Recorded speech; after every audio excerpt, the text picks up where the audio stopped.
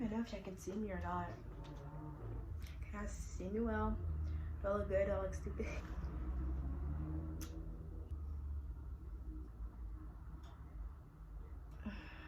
Hold up. This nigga's texting me. But anyways, guys. I don't know. This is so weird. If y'all hear any noises, it's my daughter. Like, she's right next to me. Hi, baby. This is so hard. I didn't really want to make a video at all. Like, I just didn't want to make a video. But, like, I can't, like something in me keeps telling me to make a video. Like, make a video. Tell people your experience. Tell people your story, you know. First, I was like, nah, I don't want people all up in my business. But then, the other thing is that it's not the reason why I'm telling the story. The reason why I'm really telling stories is because just in case somebody's going through the same thing, you know, just to always know that you're not alone and like whatever, you're not alone. So it's gonna be a long video. So you better get your little popcorn. It's gonna be emotional, so you better get your tissues or whatever, cause it's gonna be crazy. I even have receipts. I have messages. So, you know, I got my little phone here. Period. Okay, I was pregnant when I was 16. Okay, let's before I even talk about my whole pregnancy stuff, let's go back to how it all started. As y'all know me, I'm a singer-songwriter. I'm singing during the fashion. I love to sing my heart out. That's like literally my passion. Has always been my passion. So it was like around December 2020. Y'all know, like, I went to California. I went to sing, you know, to California. It was like a competition. I with my dad. You know, we took a flight or whatever. We stayed there for a whole week. I did singing, fashion, you know, modeling, acting, dancing. I did all that stuff because, of course, I can do all that. So I won 3rd place. I was furious. I was mad at myself because I can do much better. Like, I won 3rd place, but like, you know, I'm kind of proud of myself because there was like about 700 competitors, like singers, and only like 10 of us, like, we went on the 3rd round. Only 10 of us went on the 3rd round, and I won 3rd place. I should have won 1st place, but like, whatever. I was just going easy on them. Let me be serious. So basically, when I got home, you know, I'm furious or whatever. Like, oh my God, I'm so mad. Like, why didn't I win 1st place or whatever? I'm just literally furious or whatever. So then the next week, I tried out for The Voice. Not a lot of people know that I tried out for The Voice because, of course, I got rejected as well. I tried out for The Voice. I went to Nashville, Tennessee with my dad. And, you know, basically when I was like on my way going there or whatever, like I was on my way going there, a person hit me up. I don't know this person. First of all, I didn't know this person. At first I was like, who is this person, right? They hit me up. They were like, hey. I'm like, I don't got time for this, bro. Like, I literally gotta get, you know, to the competition or whatever. So he texted me, hey. And like, it's like 4 a.m. in the morning because like we're going to Nashville, Tennessee. We gotta get there around 8. You know, it's 4 a.m. in the morning. This nigga's texting me like, what is this nigga texting? He just said, hey. And I texted back, hey. So we went, you know, Nashville, Tennessee, and we came back. Of course, I lost or whatever. I got rejected from like trying out for The Voice. So then I came back home, you know, sad or whatever. I was just like so mad at myself. I was like, I deserve better. Like, like, you know, I was just mad because like, you know, I just felt some type of way. I just felt some type of way. So the nigga was like, kiss me, hey. At first I didn't know who this nigga was. I too, like, you know, like it was Snapchat basically. So like I clicked the little, you know, those circles to watch the story. And I was like, oh, I know this dude. He goes to my school. He's a junior. Like, oh, he's a junior. He goes to my school. At that time, I was a sophomore. Yeah, I was a sophomore. So I'm like, oh, this dude is a junior. So he goes to my school, whatever. So I texted me, hey, and I said, hey, you know, we just talked or whatever. And the nigga wanted to hit me up. I was like, you know, when I link up. And I was like, at first I didn't want to link up with this dude. I'm like, you know what, no, I don't got time for that. I really don't. So like, you know, I just stopped talking to him. We just stopped talking, whatever. Until like a couple weeks later, you know, I was like, you know what, I really have nothing to do. Let me just link up with this dude. Like, let me see what he's about, whatever. let me see what he's about, you know. I you know, we linked up or whatever. And I started getting really attached to this guy. Like, months passed, and I started getting so attached to this guy. Mind you, the whole entire time, that whole dude, he had a girlfriend. So that made me thinking, didn't you know the dude had a girlfriend? Yes, I did know he had a girlfriend. It's very obvious that he has a girlfriend because, you know, his girlfriend will always be all over him, you know. You know.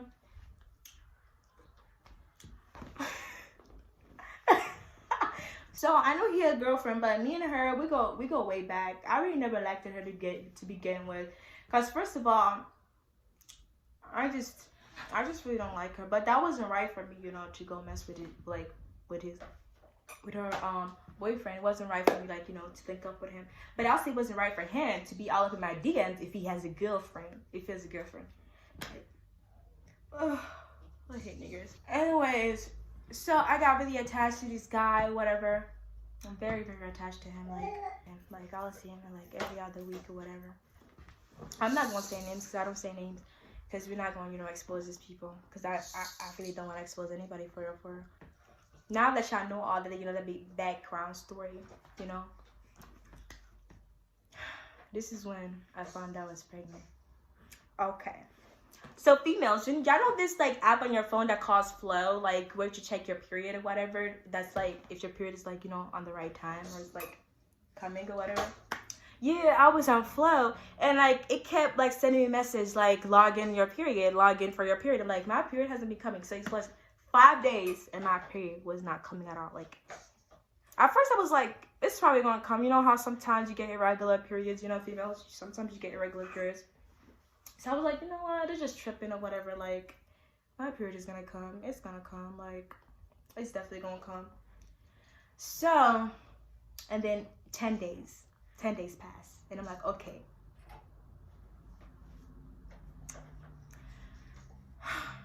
No, I didn't believe it at all.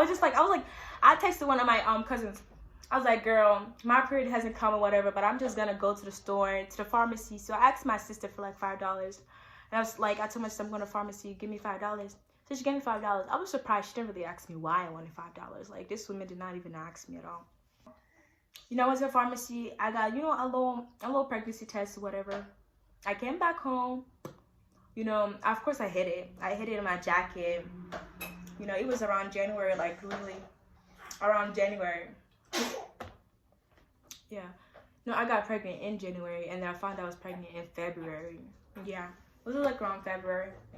So I went, you know, downstairs to the bathroom, you know, whatever. I took the test and it came out positive. And I'm like, hold up. I know you playing with me. I was like, you're lying. You're lying. Ain't no way I'm pregnant. Ain't no way I'm pregnant, bro. You're lying. Like, that's not true. Like, huh?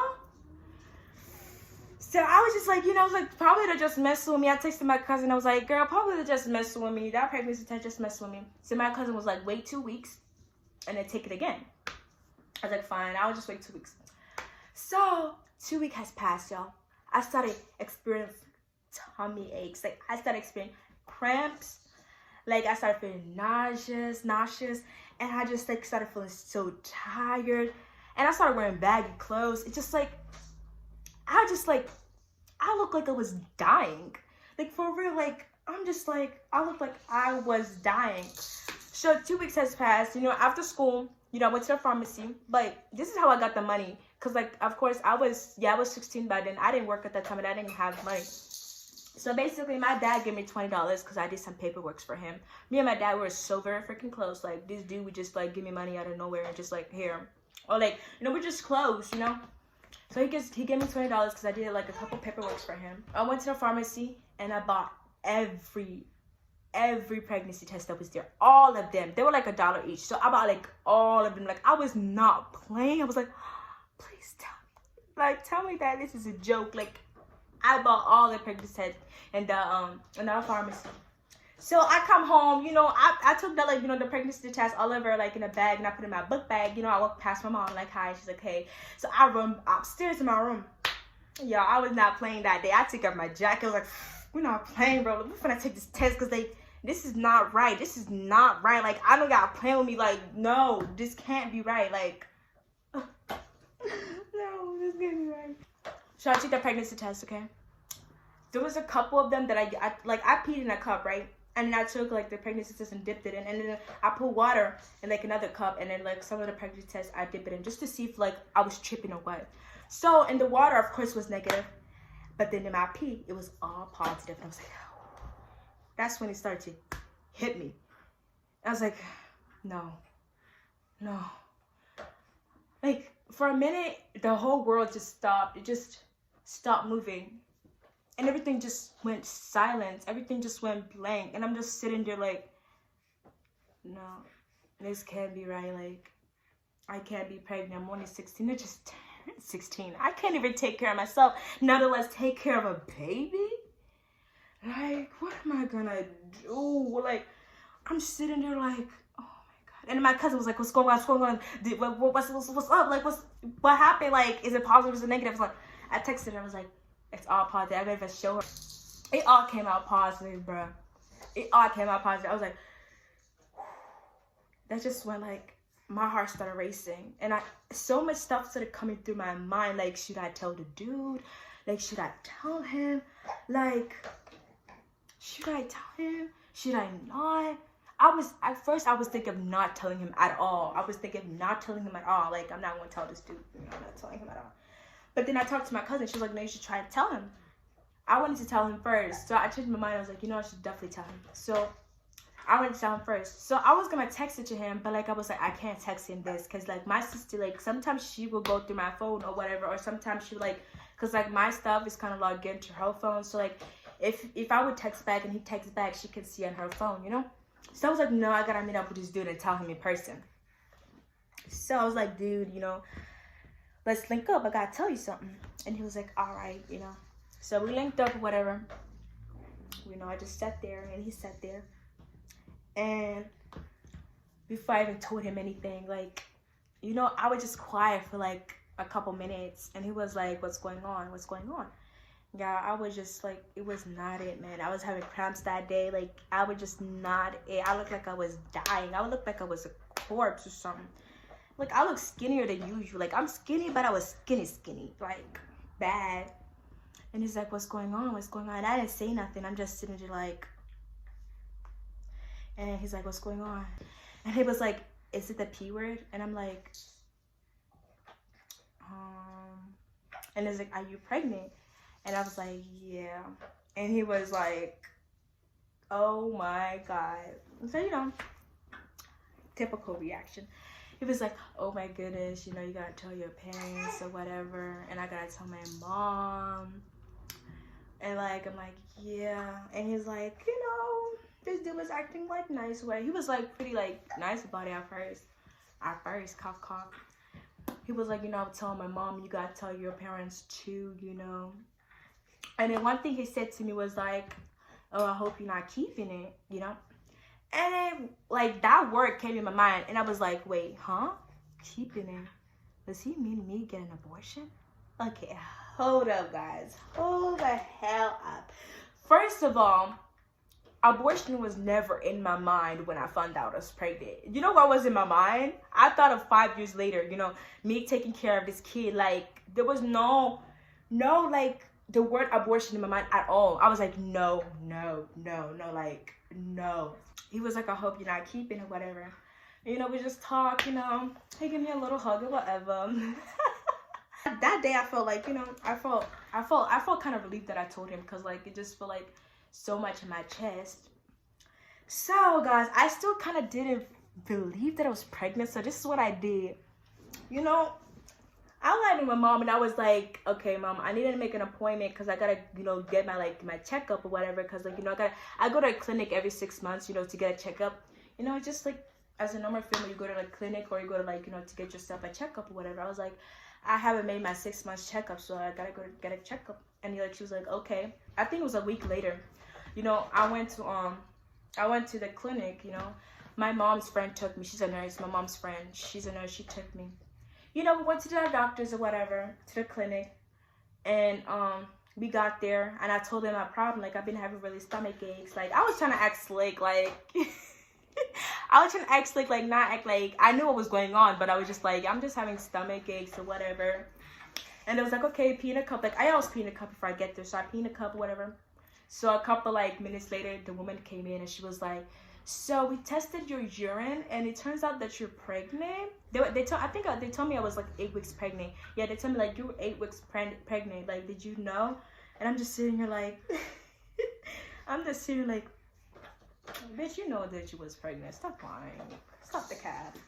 But then that's when I was like, this is really for real happening. So my mom's friend was there with me. She's like, what are you gonna do? And I'm like, I don't know. And these people were trying to get me to do an abortion, guys. Like, I don't know what's wrong with, like, I don't know what's wrong with Americans, man. I just think that's how they just always think. If you're, like, younger, the age of 18, or, like, you know, if you're still in school, like, your automatic mind would just, like, go straight to have an abortion, you know? And then, but with one of the nurses was like, you know, you can, like, reconsider, like, you know, adoption. Like, we could get yourself like an abortion if you want without your parents knowing at all. We could get it done like probably next week and your parents will not know at all, you know? Like, guys, I had a choice, you know? I had a choice. And I was like, I told my mom's friend, I was like, no, I'm gonna talk to my parents first. And of course my parents would never let me do something like that. Like, the hell? I just don't understand people that are like that. But I'm sorry, I'm just saying how I feel. So that day, you know, we're in a car, whatever, and I was like, I want you to tell my mom, like, I'm scared, and I want you to stay, because, like, I didn't know how my mom was going to react. I thought she was going to beat me up or whatever, guys. Like, let me tell you what happened when we got home. So, we went home and whatever, and, you know, we sat there, went in another room, and my mom's friend was like, I got to talk to you, you know, we're going to talk to you about something. And we sat in the room together. We just, my mom, me, and her, we were in the room, and then she was like, we have to tell you something.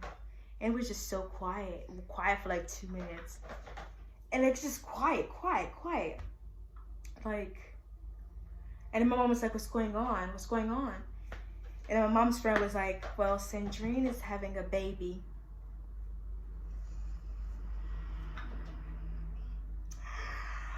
My mom said, what? Sandrine is what?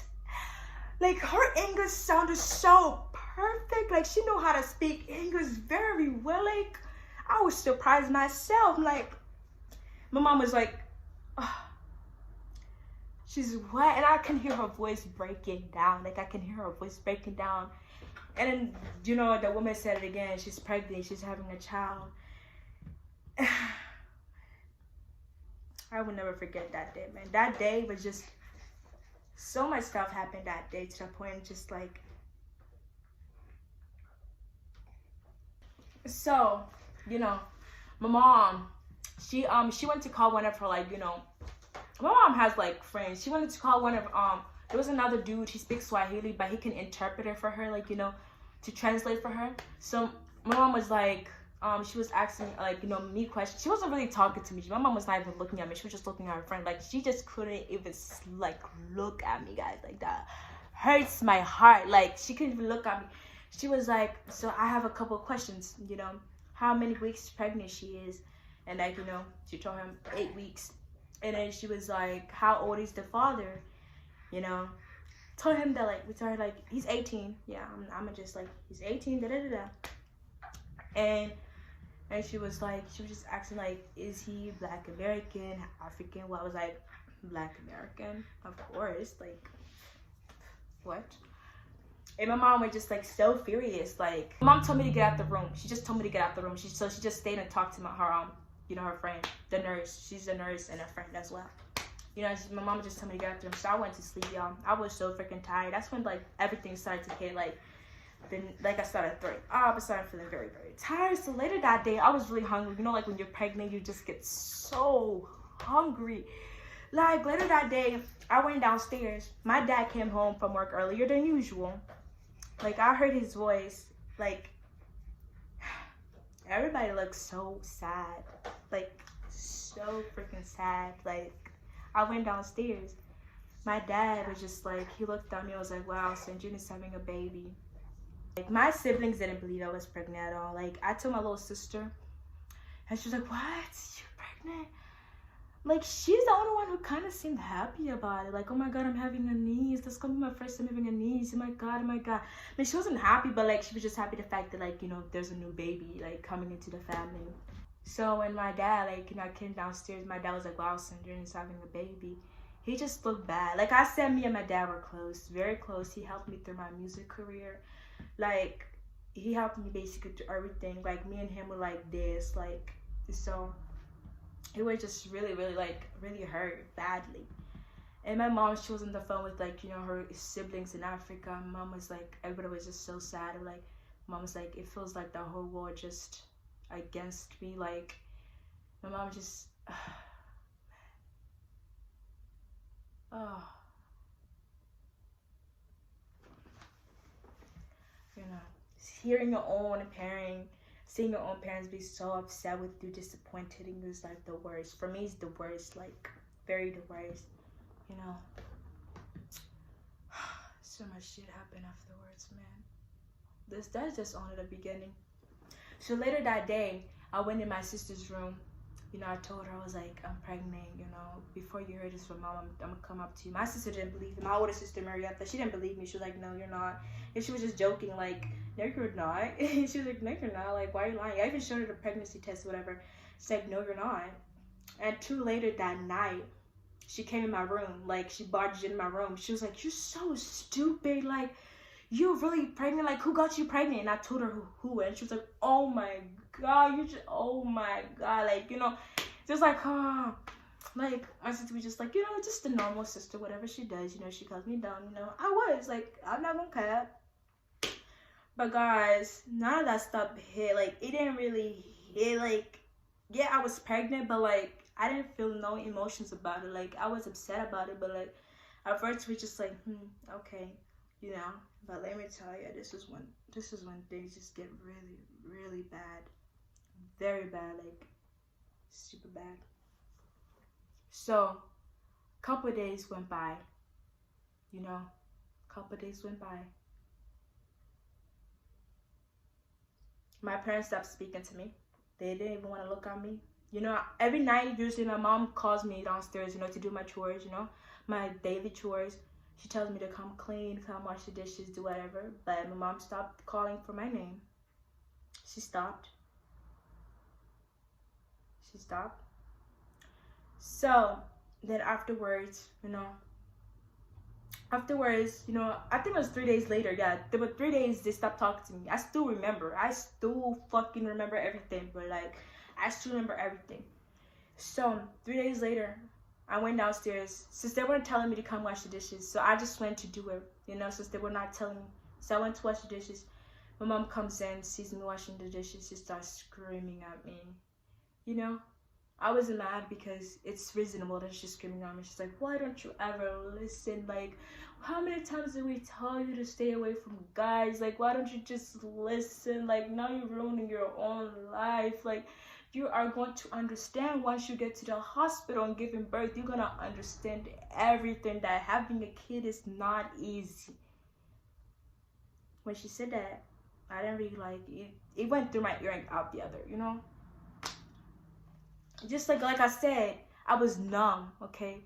I just feel like the whole world was just playing me. Like, maybe I'm in a dream that I can't wake up from. My mom just starts screaming at me, you know? She calls me all these type of names. You know, she's just screaming at me, like, and then I would go upstairs and I see her. She would scream at me more, go in my room, scream at me more. And it's just too much. Like, too much for me to handle. Like, we're just like, you know, like when you're pregnant, you can't be stressed. But I was stressed. So I was like so freaking stressed. Like, my mom is like screaming at me every day. Like, if I can go back in time, mother, like I would change all my wrongs. Like, I can't do nothing about it anymore. Like, so basically, I think it was that night later, you know, my mom was like, she was just like screaming at me and everything. That's when I started feeling like, yeah, life is really about to get hard. I started watching like a lot of 16 and pregnant, or 14 and pregnant, 17 and pregnant, you know, on YouTube. Just seeing how, like, you know, other females went through it.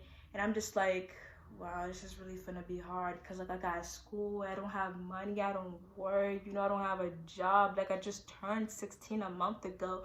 Like, I can't do all this stuff by myself. Like, now, this is where things took a turn. So, it was this one Sunday. Yeah, it was this Sunday morning, you know, getting like I got like getting ready for church, but you know, that morning my parents started screaming at me, both of them. It was in the morning. It was too early, bro. Like, it was too early. And my mom was like, we don't even want you here. Like, just leave the house or whatever. Mind you, my parents can't really kick me out because I'm underage. They can't kick me out because, you know, I'm underage. And, like, that's basically, like, child neglection, whatever. American words are too hard for me, man. I don't know. Well, it's just, like, you can't really kick out, like, a minor out of the house. Like, they had no choice but to live with me. Yeah. They had no choice but to stay with me. So that's the reason why, like, people like, why aren't you kicked out of your parents' house? Because I'm under the age. Okay, I'm under 18. Okay, so my parents were like, well, we don't want you here. Like, you can just go. My dad said more stuff. Like, it hurted hearing it from my own dad. Like, because like me and my dad were like this, so it just hurts. Like, this one, it just things started to hurt. Like, it just started to hurt so bad to the point I couldn't take it, so I left. I left the house. It was that morning. They got ready to go to church. They didn't even care, but like I just left. It's like bye-bye. So I just left, you know. I meet up with one of my friends. She didn't really know what was going on at first, you know. We were just meeting up like it's just friends, whatever. And I was like, I'm not going back to my parents' house because it just keeps screaming at me every day, and I keep stressing everything. Like, it just, everything is just so hard. Like, I can't like keep living like this. Like, you know, I know I made a mistake, but it's not just right for them. So I was like screaming at me every morning about it. Like, I can't change what I've done, you know. What is done is already, like, what happened already happened, you know. All I can do now is be better than I was, you know. All I can do is just, like, you know, be responsible and take responsibility. So, you know, I still with my friend that day. You know, it was a really good day. I was smiling a lot, but deep down, a girl was hurting. So I finally told her what was up. You know, she's one of my good friends. I trust her with everything. You know, if you're watching this, girl, I love you. I love you, girl. You helped me a lot. You know, you're a good one. So, you know, we went to the park. She ordered some pizza. Her mom ordered some pizzas for us, and you know, we were just eating. And, you know, we're talking and everything. It felt like a beautiful day. Like, it was a beautiful day. It was sunny, you know. So I told her what happened, and she knew what happened, you know, pregnant and all that. But I didn't want her to tell her parents. I didn't want her to tell her mom, because she lived with her mom and her grandpa. I didn't want to tell her, like, her to tell her, you know, her mom. I didn't want people knowing at all. So later that night, that's when her grandpa was like, okay, Sanjina has to go. You know, she can't stay here, you know. So I understood that, but then I'm looking at my friend like, where am I gonna go? Like, I'm not going back to my parents' house. Like, they don't want me. Like, I'm not gonna go back there. Like, no, I don't want to go back. So then my friend was like, just go back. Like, I'm like, no. So you know what I did? I just slept on her porch. That night was like freaking cold. Like, let me tell you, it was the beginning of March. It was really, really freezing cold. I had no blankets. I had nothing. Like, and my phone was dying. I had nobody to talk to. I had nobody to text. Like, it was so bad, man. I started crying. I started bawling my eyes. That's when everything just started to hit me. And I'm like, God, I am so sorry for what I've done. Like, please help me. Like, please help me. Like, I can't do this by myself. Like, my parents don't even want me. Like, me, I'm not a suicidal person or whatever, but that night, I wanted to die. Like, it was just, I would never forget that night in my entire life. Like, that night was just, it was just so hard. Like, knowing your own parents don't want you, you know, over a mistake. Yeah, it was a really big mistake, a big deal, but like, they just didn't know how to react to it, you know. So later that night, you know, I can't stay outside. It's dark and it's freaking freezing. There's like cats roaming around, and I'm scared of cats. And I'm just looking like, oh God, it was just so scary looking around. Like, there's cats everywhere, and it's freaking dark and it's cold. Like, and my phone is dead. So something in me, like, I don't know, something in me was like, go to your other friend's house. Mind you, I did not know where this girl lived. I still remember, I think it was like in 6th grade or 7th grade. It was like something like 7th grade, like, or 6th grade, 7th grade. Like, my dad had to drop her off because we stayed after school. So like, that's how I still remember. Like, but I didn't really know where she lived. Just my instincts was just like telling me, go this way, go that way. Like, feel like it was God trying to tell me some things, guys. Like, I feel like it was God.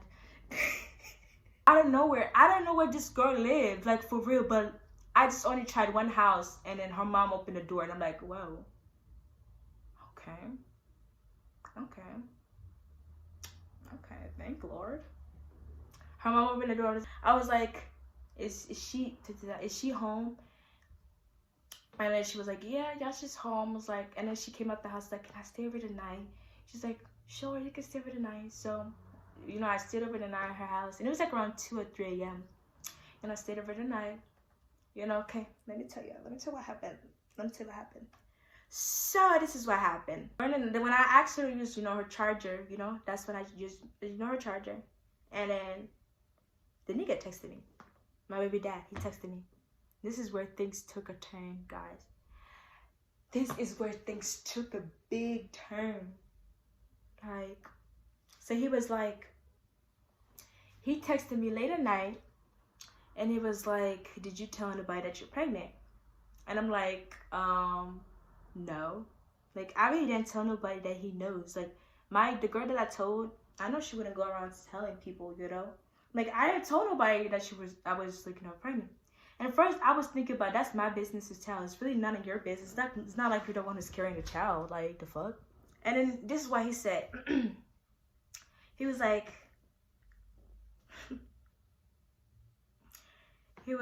I can't have a baby. It's gonna hurt me, you know? And he was like, I have a fucking girlfriend.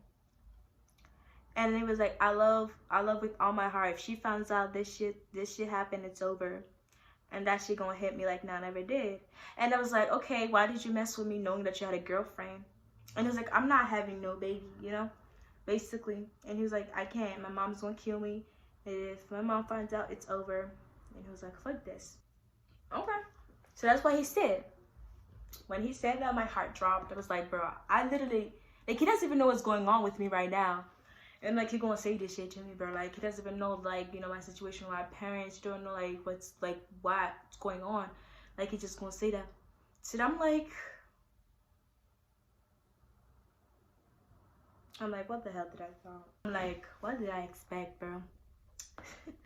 Like, I mean, like, I don't even have, like, words to even think about right now for because it's just, like, it's just too painful right now. Because, like, of course, he didn't want me to keep the baby, of course, you know. You know, I tried to understand him for, like, so long. I tried to understand his point of view, you know, because he's an athlete. You know, he has dreams and goals, whatever. You know, I try to understand him. I try to put myself in his shoes, you know. I understand that, like, you know, what we did was not right in the first place. You know, first of all, because, like, he has a girlfriend. And second of all, I shouldn't have done that because, like, knowing that he had a girlfriend. So, that night was just so hard for me because, like, of course, he didn't want, like, you know, people finding out. And he was like, oh, I'm not telling my mom. Like, I can't tell my mom because she's going to kill me or whatever. Like, and my girlfriend finds out, it's just going to be over with. Like, I can't do it. I can't do this, you know? Me, I really did not want to talk that night because, like, I was already going through some things, you know. I left the house. It's not like my parents kicked me out. I just left the house because I couldn't take it anymore. And I was this close about to literally sleep outside. And, like, I'm at my friend's house. And, like, just so much is going on at once. And then, finally, my sister texted me on Instagram. And she was like, Mom wants you back home. You know, and I was like, that's when I was like, of course my mom's going to text me to come back home. So I was like, I'll come back in the morning, you know, because it's late and I'm really, really tired. She's like, all right. So I got home the next morning. Yeah, I told my friend that I was pregnant, but I didn't tell her. You know, I didn't tell by who. Yeah, I didn't tell her who by who because she was asking what's going on. I was like, I'm pregnant, but, like, I didn't tell her by who. So later, like, the next day when I went back home, this is when things just started to, like, you know, calm down a little bit. My mom came in the room and she was like, where were you? I didn't say nothing to her. I did not say anything to her. She was like, where were you? I didn't say nothing. So she didn't say anything. So she just left. So she stopped screaming on me, guys. Amen to that. Like, a couple weeks later, whatever, This is when people started finding out jealousy. And so, like, I don't know how people started finding out that I was pregnant. Like, I'm not talking about, like, Americans, I'll tell you that part later. But I'm talking about the Africans, like, you know, the community. I didn't know how people started finding out I was pregnant. And I'm guessing it was probably the people that I told. You know, this is where, like, it's just so hard because they were, like, close people. Like, I didn't really want people to find out that I was pregnant because I don't want more stuff. I'll hang out with an African person, like an African guy, and they'll be like, oh, probably he's the father. Oh, probably he's the father. I was just basically, you know, I was just in people's mouths. You know, my name was in people's mouths, you know, but thank God I wasn't hearing all that. Only people were texting me about it, but, like, it's not like I was hearing about it. They were just texting me about it. So I was just confused, and I'm like, why are people, like, coming at me? See, like, this one thing that I do not talk to Africans, nor do I associate with them. Motherfuckers were picking and choosing who the father was, bro. Like, it's not an African nigga, bro. Like, it's not an African guy. Like, that's so weird. Like, what? So afterwards, when, you know, people started finding out that I was pregnant, whatever, my mom came up to me and she was like, you gotta stop working. If you want to provide for your baby, it's gonna be hard, but you gotta start working, you know? And I was like, you know, my mom is kind of right. She's kind of right or whatever. But guys, let me tell you, before she even started talking about start working, I had to get to my appointments, you know, to check up for my baby, you know, how everything is going. I gotta get my prenatals. I started taking my prenatals so late. I think it was when I was 4 months, that's when I started taking my prenatals. You're supposed to take your prenatals once you find out that you're pregnant. But I couldn't because I couldn't get to my appointments. Nobody wanted to take me. I had no money. I had no ride. Like, I was alone. I was by myself. Everything was just, I had to figure out a way. So finally somebody suggested, you know, he was like, you know, I can take you, whatever, you know, I can take you to your appointments. I really don't mind, you know. One of my male friends, you know, he took me to my appointment. When I got home, my parents started screaming at me. It was my mom. My dad really don't, like, my dad just stopped talking to me. Yeah, my dad is out of the mix. He just stopped talking. He just basically just stopped worrying about me for over. So we just, my mom, she's like, where were you? She didn't believe that I was at my appointment, God. Bro, that's so sad, bro. Like, I was literally at my appointment. I even showed her, like, I was at my freaking appointment, woman. What do you want me to do? Like, y'all don't want me to go to my appointment? Like, what do y'all want me to do? Like, for real. Like, I'm just so freaking stressed. It's like, my mom just like, I can't go nowhere or do anything. And my sister was like, she comes in, she was like, you could have asked me. I could have taken you. Like, okay, you could have taken. Let's wait until next week and then I'll ask you when I need to go to my appointment. Again, guys, the next week comes. I asked my sister. She says she's busy. She says, I have my own life. Like, you know, I got things that I gotta do. Like, you know, I got my own life. And like, you were the one that suggested for me, you know, to take me to my appointment. Why are you switching up like that? Like, I could have asked the dude to take me. Like, he could have definitely took me. And like, it's just so freaking weird. Like, I'm just like, what do they want me to do? Like, I have to go to my appointments. Like, I gotta check up on my baby, right? Like, everything just started to like, this is when I started having headaches. This is when depression started to hit. Like, I just don't understand what my parents want from me, what my family wants from me. Like for real. And then afterwards, y'all, I wanted to go to church, okay? Because like, that's when I started like, you know, praying. Because like, I had nobody. Going to my appointments was very hard. You know, I had nobody there for me. You know, I had people like, you know, on phone texting me or whatever, but it's not like they could physically help me. You know what I'm saying? If they could physically help me. So I'm like, you know, praying, whatever, and I want to go to church. Mind you, I get ready to go to church. You know, I'm about to step in my parents' car, my dad's car. My dad tells me, no, you can't go to church. And then people have the fucking nerves to come up to me and be like, oh, you don't be wanting to come to church or whatever. Like, bro, my parents don't want me to come to church. Like, did they tell you that? Did they tell y'all that? No. Did he tell you that, like, my parents don't want me to go to church? Okay, so look, I wanted to go to church. I wanted, like, to get close to God. I wanted, like, I just wanted to seek God because I had nothing, guys. I had nothing. My baby dad, he doesn't want to help out. He doesn't want to be there for, you know, for the baby. He doesn't want to be there for me, you know, or whatever, you know. And a couple weeks later, you know, I get into this you know, this pregnancy group for like teenagers, people that need help, you know, throughout the pregnancy. I get into this. It's a really nice group. It's like a Christianity group too. It's like Christian and just a really, really nice group, you know. It was a big, beautiful group, you know. And they invited me to their church, you know. I wanted to go to church, you know. So she came, one of the women that came to pick me up, and my mom was like, no, she's not going anywhere. So then later that day, my mom came up to my room and she was like, no, you can't go to church because sinners like you can't go to church. People like you that don't listen to their parents cannot go to church. Church is not for sinners like you. So she said that to me. Yeah, I broke down badly, man. I broke down so bad, like very bad, like super bad. Like my own mother that gave birth say shit like that to me.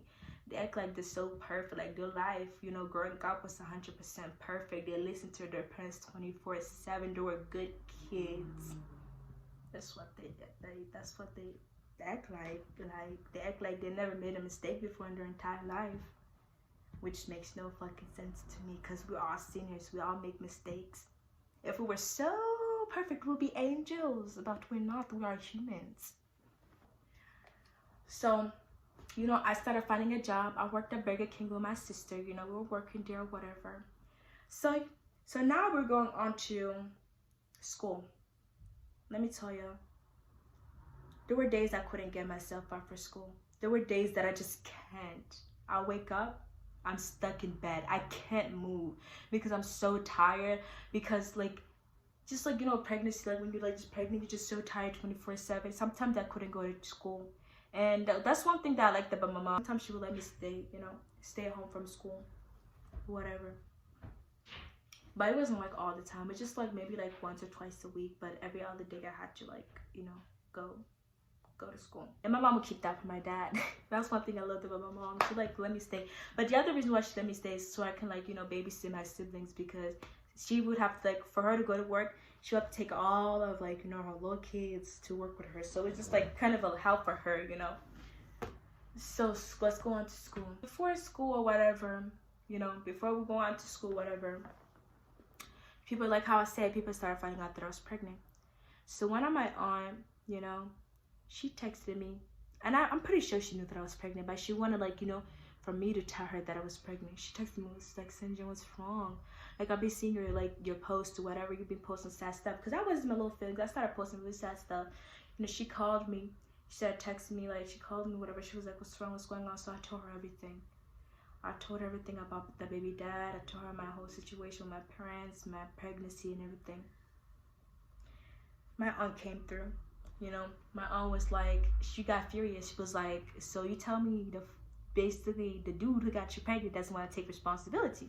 I'm like, nah, he doesn't want to tell his mom. So my aunt got furious, and she was like, give me that dude's Instagram. Give me his number. Give me whatever, like what you got from him. So I gave his Instagram to her. So, you know, I guess they talked or whatever. And then later that night, my aunt calls me, you know, and she tells me that she was talking to him or whatever. And then she tells me that, like, you know, he finally told his mom, because, you know, I guess if it wasn't for my aunt, I'm pretty sure he was not going to tell his mom that I was pregnant. So my aunt is kind of scary, but that's one of the reasons I can love her, because she's awesome. Yeah, she was talking to him about it, and then, you know, he's finally told his mom, and his mom was like, give me the girl's number, give me whatever, like, I need to talk to her, you know, give me her number. So I started talking to his mom. It was the next day. But, like, before the next day was school. So when I got to school, this is where people started finding out that I was pregnant. Because, like, you know, I guess he told his girlfriend. And then his girlfriend went around telling her little friends. And then her little friends went around telling everybody. So, of course, I noticed people knew, because people were just staring at me. Like, they were just all staring at me. And, like, people really don't be staring at me like this in school, whatever. And I'm just like, what's going on? And then I heard, like, some girls in the store talking about me, and, like, talking about, oh, that girl's pregnant. You know that she's pregnant by that. So I'm like, damn. So people really do know. Because, like, first of all, I don't know why that dude was mad at me. Like, first of all, people started to find out because, you know, his girlfriend went around telling people, like, it was none of me. Like, if I could have kept my whole pregnancy a secret, like, in school. Like, for real, I'm a little skinny ass girl. Like, I could just wear baggy clothes and just don't talk to nobody about it. But, like, no, his little girlfriend went to run her mouth or whatever. So, like, okay, let it be, let it be. His girlfriend, this is the situation with me and that girl. So, she started texting me on his IG. You know, she started texting me. She was like, you know, are you really pregnant? And I was like, yeah. And she was like, you're not keeping it. I'm like, how the fuck you gonna tell me what to do with my body? Are you the craze? Are you the craze? She was like, oh, you're not keeping it. And I'm like, and then she was like, oh, it's probably not even his. And I'm like, if it's not his, then why are you so worked up? Why are you on his IG texting me this shit? Like, why are you so worked up? And she was like, oh, I want to fight you, whatever. Like, are you the craze? Are you okay? You want to fight a pregnant lady? Yeah. She started harassing me. That little girl started harassing me. She started harassing me, threatening me that she want to, you know, beat me up, whatever. And she's like, and she will follow me from school. Like, you know, she'll follow me from my bus stop into my, like, she'll bring her little friends with her. And, like, so they can follow me to get us to fight each other. Like, I'm not going to fight you over a nigga that goes around nutting in other females. The fuck do I look like? I'm not going to fight you over a dude, bro. For what?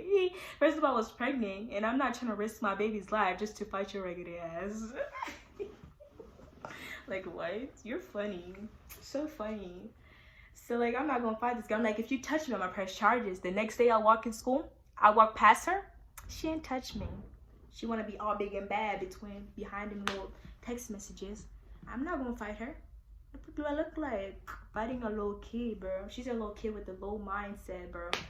Like, if you knew better, you would just break up with a dude and, you know, go find a better dude.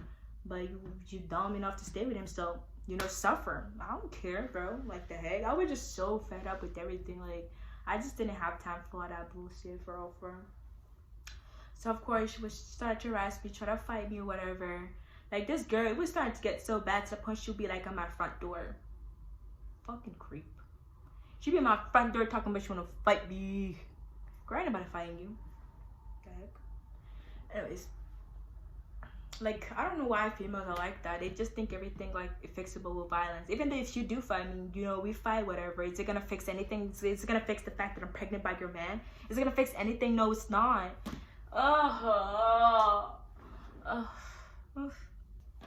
See, I just never liked that girl. So it was like, I was in the wrong for messing with him first, like, in the first place, for, like, texting me back. Like, I didn't have to link up with him, but I did. So, like, I can't really go back in time.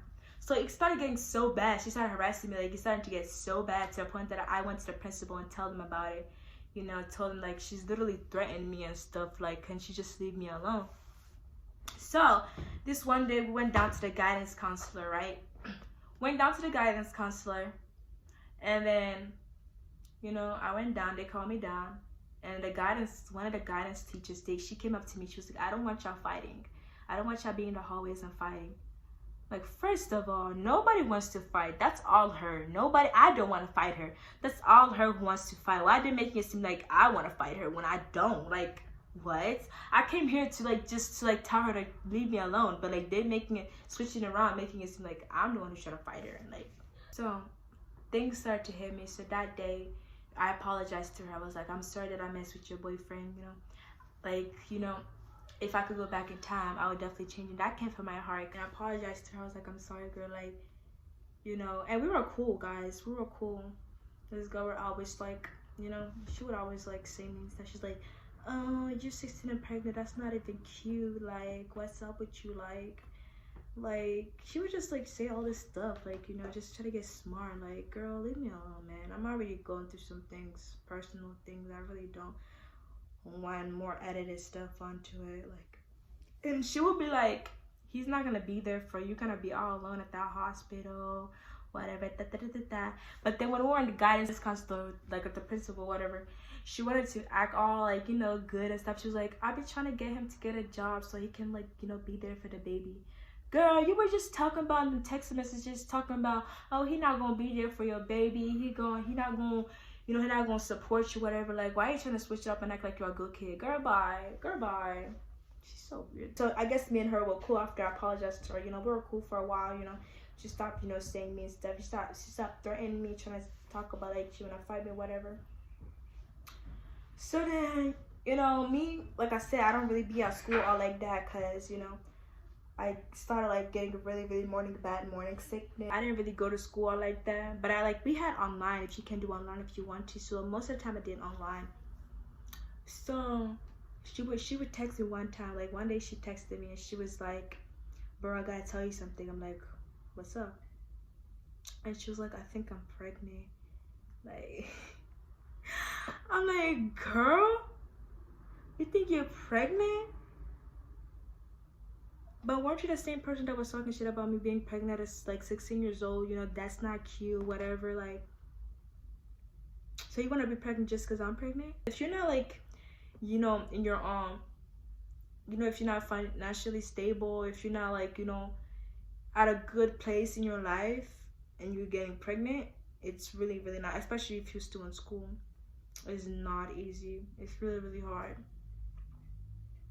Like, for real. I feel like, yeah. And she was like, I want you to buy pregnancy, like, do you have an extra pregnancy test, like, to like, you know, to see if I actually am? And I was like, I'm a nice person. I was like, yeah, I can get you some. So I went to the store and I got her some that day. And she was like, thank you. I'm like, okay. So I was like, yeah, let me know what it says. Like, I really didn't care, but like, you know, you're gonna suffer in your own, you're gonna suffer yourself, you're gonna see what suffering looks like. So I really didn't care. So of course she didn't tell me what was up. So, you know, she just wanted to I guess people, like, when I told my friends about that, they were telling me that she just wanted to brush it in your face, just trying to make you mad, just so she can be pregnant to you. I'm like, it really didn't make me mad. I really did not care. Like I said, I was numb to the point that, like, I just felt like it was in a dream that I just couldn't wake up in. I was just like really numb. And then afterwards, you know, her boyfriend blocked me. I don't know why. He just blocked me out of nowhere. So, you know, I had to work. I had to do everything for myself. There were days where I felt so sick that I could not work. But I had to. I had no choice. My back would start to hurt. I would feel like throwing up, because I would work like a fast food, Burger King, and I feel like throwing up. And like, I would only have one day off. There were days where like I would take the bus, so sometimes I miss the bus, and then I get just so frustrated and I'll start crying and breaking down. And like, sometimes I would have to walk, and the walk is like an hour and 30 minutes, like something like that. And I have to walk. Sometimes it'll be raining, sometimes it'll be really sunny, like way too hot. But I have to walk, you know. I did everything on my own, you know. I started to realize that I'm gonna have to go through everything alone, you know. So then afterwards, you know, so a lot of people started to find out. So like, half of my other family started to find out. And then so one day I came from a really long shift. I came home, I went to my job like around 2 and came back around like 11. I was really tired. My aunt calls me from my dad's side. She calls me and she's like, there's people talking bad shit about our family, talking about some like, you're pregnant. And I didn't want to believe you until I actually, like, you know, I'm asking you. So she's like, is it true? And I was like, yeah, I'm pregnant. And she's like, how many months? I think it was like around 4 or 5 months by then. Yeah. And she was like, oh my God, like, she started calling me a whore. She started calling me a slut, guys. Like, damn, you didn't have to hit me like that. Like, I just came from work from a 10, like, freaking 8, 6, 7 hours shift. And you're over here, you know, calling me all this stuff. Like, in my head, see, I didn't really want to, like, you know, talk back. I just let her talk whatever. And she was like, you better apologize to your parents, like, tomorrow. You better apologize to them, and I'm gonna call you tomorrow to see if you apologize to them. I didn't talk to my parents back then. I did not talk to my parents by then. So I just, like, you know, they didn't talk to me, I didn't talk to them. I'll go to work and come back, you know, basically. So that was like one of the part that just kind of really hurt me. Like, why just like down? Like, that kind of hurt. So afterwards, months pass, I get close with his mom. His mom she will always tell me, oh, whatever, he's gonna come around or whatever. But the thing that never made sense to me is that it's not the fact that he's not ready for a kid. It's the fact that it's me who he, got pregnant. Like, I got pregnant. He got me pregnant. It's me, because I bet if it was like his girlfriend or whatever, he would be there for her. So let me tell you what happened with like her pregnancy and stuff. Me, this is what I heard. My friends told me, because like this is what I heard. Because to me, I don't really catch up with all that because I really don't care. But this is what I heard. So on Mother's Day, that's when I started like making it obvious that I was pregnant, because like people were like starting to know. So like I posted my ultrasound on Mother's Day. I still remember I posted my ultrasound and I told my coworkers, look, I'm pregnant. Hey, hi. It's like, no way. I was like, yes way, I'm pregnant. Like, wow. So I posted on my story that like my ultrasound is like, happy Mother's Day to me. I can't wait to see you, my baby, whatever. And that girl, she posted her ultrasound too. And I swiped up, trying to be all happy or whatever. I was like, how many weeks are you? And she didn't reply. And my friend texted me. She's sending me that, like, that picture ultrasound that she posted too. Like, she wanted to post her ultrasound just because I posted mine. And then my friend was like, she had an abortion. And I was like, then why is she posting her dead baby? Like, that makes no sense. Like, if she had an abortion, then why is she posting it? Just, like, rubbing it in my face? Like, I don't really care. Like, yeah, because she had an abortion. I'm like, damn. Like, they tell me because, like, probably her mom made her have an abortion or whatever. Oh, damn. Like I say, like, my baby dad's mom, she would always tell me, he will come around. It's not the fact that like he's not ready for it to be a father. It's the fact that it's me who, like, he got me pregnant. He doesn't want to be around, Precious. He doesn't want to, be around, there to help me, because it's me. Because I know if it was his girlfriend, he would be with her like every step out of my fucking way. So it's his choice. Everybody has a choice to do something. It's not the fact that you're ready or not ready. I wasn't ready to be a mother, but look at me, working every day, working my ass off every day, waking up every day to go to work. I did it. I put in the work. What did your son do? What did you do? What did anybody did? I did everything. I wasn't ready for none of that. Y'all know, like, I was a singer. I like to sing. I did all day.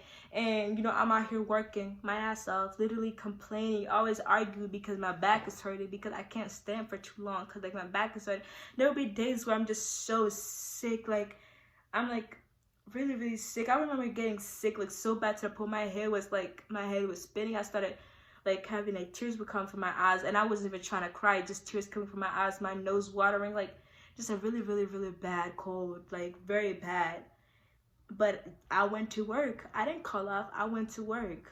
I did all that. I saved up. Never had one once ever bought anything nice for myself. All of that money that I worked, I saved up for my own daughter. I did everything.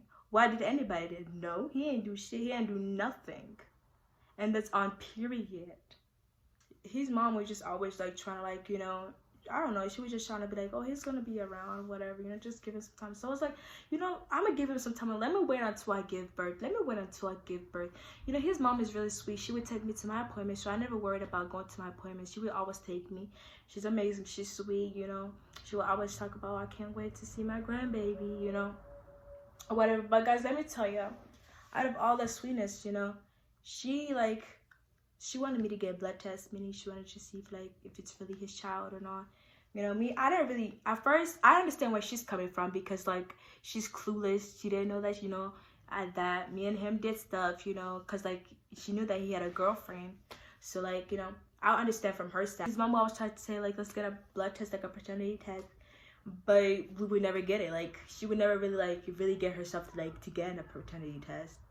Like, she would always rub it in my face, let's get a test, but she never want to, buy it. Like, you can go buy it, I don't care. Like, I'll prove it to that this is this kid that I'm carrying, like. But, as I say, months went past on. I had to work at another job because I quit my other job because they were just being too hard on me. Too hard on me, like, for a pregnant lady to catch up with all that stuff. And I'm just, no, I can't. So I worked, like, a better job, it's more low-key and chill. And I had like 2 days off, so like I had days off, man. Like my other job, some days they would tell me to come in, guys. They would tell me to come in. Sometimes they would tell me to come in early. So I'm just like, I would never really have days off, for real. Like for real, like I'm literally telling you guys. So I took my other new job or whatever. You know, like with my parents, they got out of my hair. You know, they just let me be. Then you know, they just let me like work or whatever. So finally, when I was about 7 months pregnant, that's when things started to hit me. That's when I was like, I should probably apologize to my parents, ask for forgiveness, tell them everything. My parents, they thought that I was dating the dude, you know. They thought I was dating the dude, me and him were cool. But my parents never knew, like, the whole background story with him. He doesn't want to be there for the baby with, you know, him and his girlfriend, you know, all that stuff. They didn't know nothing. So I told my mom first, and I told her, y'all, I started bawling my eyes. Like, I'm so sorry, Mom. Like, I'm so sorry, like, everything. Like, I should have listened to you. Now I know, like, what y'all mean. Like, I'm really sorry. If I could go back in town, I'll definitely change, like, my ways or whatever. You know, my mom, she forgave me. She's like, I forgive you. Like, you know, I'm going to be there for you. Just know it's going to be hard, you know. It's going to definitely be hard. And my mom also asked for forgiveness. She asked me for forgiveness. She's like, I'm sorry if I may have said some things that may hurt your feelings. Because I know I did say some things that may have hurt your feelings. Because she did, you know. So I forgive her on that. You know, we were cool. Me and my mom were cool, whatever. And I was tired, like, my back hurting, whatever. You know, she would give me tips and advice. Like, you know, stuff like that. Me and my mom were cool. I didn't tell my dad yet because it was so hard for me to come and talk to my dad. Because, like, me and him are so close. Like, so freaking close. They're like, I was just so scared to, like, you know, to face him. So, you know, my mom was like, you should go tell your dad that you, like, you know, about the story. And I went to tell my dad and everything. You know, my dad was like, you know, if you want forgiveness, you're gonna, you know, I give you forgiveness, you know. It's just that, like, I told you, never listen, you know. Because my parents did warn me a lot. They're like, you know, stay away from guys or whatever. My dad would always tell me, you know, stay away from guys. You know, they're manipulative, they're liars. They may act like they like you at first, but really they don't, you know. So I apologized to my dad, you know. We're like good, happy, cool family, whatever. So I decided to do like a baby shower. I might insert some videos and pictures because I was looking very cute at my baby shower, my bumper looking out. I was a little cute on my baby shower. Don't flow me. I was cute. Whatever. I did my makeup, by the way. I did my wig too. So, period. So my baby shower, you know, I invited, you know.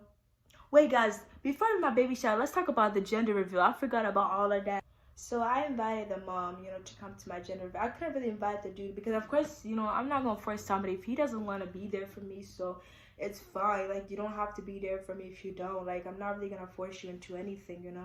So I just invited the mom. I was like, when I come to my, you know, my gender reveal. So it was that day that my gender reveal came, right? You know, I told her this is the day, and then, guys, she didn't show up. The only people that showed up was me, my sister, and my cousin. Yeah, me, my sister, and my cousin, and her boyfriend, because my sister's boyfriend had to take us pictures to the gender reveal, whatever. And I felt so hurt because, like, I told her about it, but then she texted me and she was like, I just woke up, because, like, yeah, she was going through something that night. So I understood why she didn't show up for that day, because, like, she was going through some things with her son or whatever, and she slept very late and she woke up very late, because that's me too. When I sleep late, I wake up very, very late. Like, it's bad. So then, you know, I understand that part, you know, I understood that part. So my baby shower, you know, I invited, like, a lot of my friends, my family members, you know, all of that. I invited all that. And I just invited her too, you know. I told her to come. So, because, like, she said she wanted to make mac and cheese for that day. So I invited her. So when the day came or whatever, y'all, she didn't show up, and she did not call me or text me or whatever. Like, that's my fucking baby shower, so you're not gonna show up and not even text me or anything like that, like, at all. Like, this woman, like, that's when I started, like, feeling some type of way. I'm like, how is she not gonna show up to my baby shower? Like, I understand the gender reveal, she didn't show up because she was going through something with her son, but my freaking baby shower, like, you're not gonna show up and not even text me or anything like that. Like, I felt so hurt, like, so mad hurt. And guys, my baby shower, like, it brought so much stress to me because I was the one cooking. I did all that. It's not the fact that I didn't want people to help me cook. It's because I wanted to cook. So I did way too much more than I can handle. So just like, I did so much more than I can physically handle. So guys, like I was having headaches, I was having like all these problems. So I went to, like, after my baby shower, it was a very nice baby shower. It was a very beautiful baby shower. You know, I rented a place.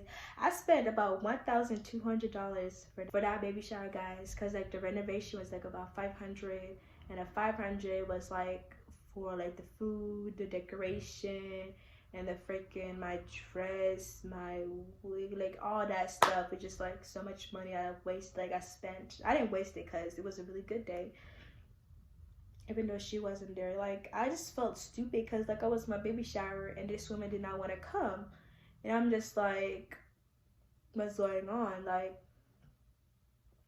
why isn't she here? Like, people started to ask me questions. Like my family members started to ask me, like, where's the father, where's everybody? Like, and I was like, I'm just looking there looking stupid. Like, I don't know, like I invited them but they're not here. So then I think it was 2 days later, I went to my appointment. I was like about 7 months pregnant. I think I was 8. I was 8. I was 8 months pregnant.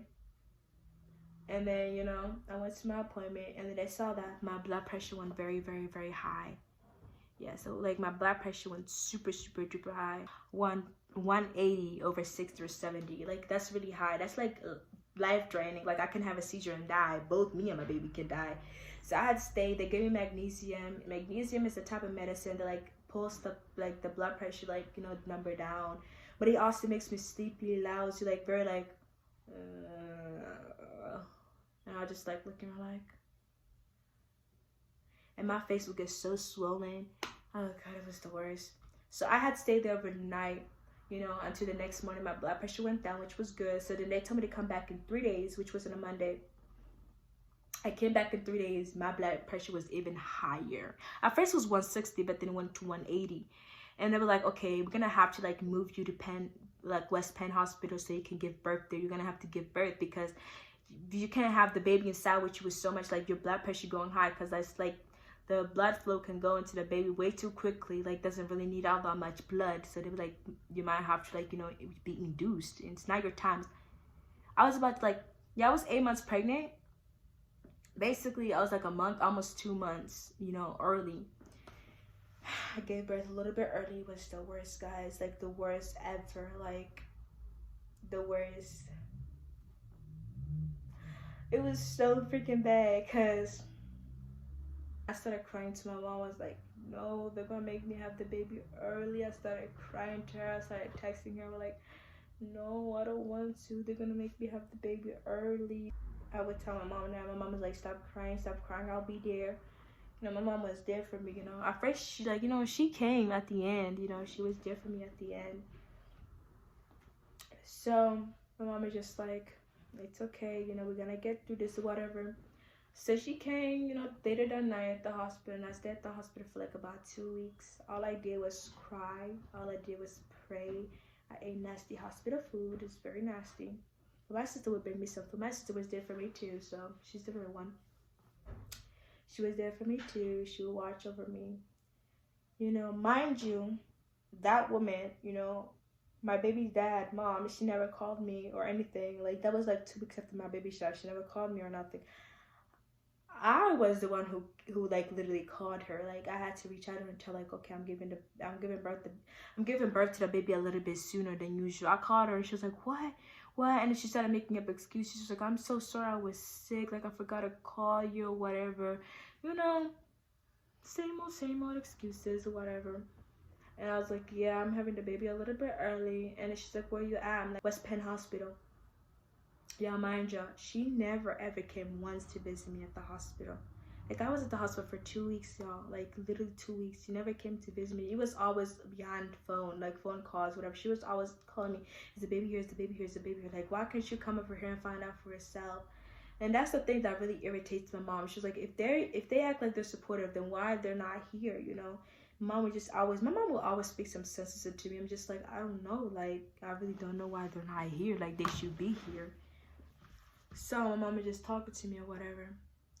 So let me tell you my birth experience. Okay.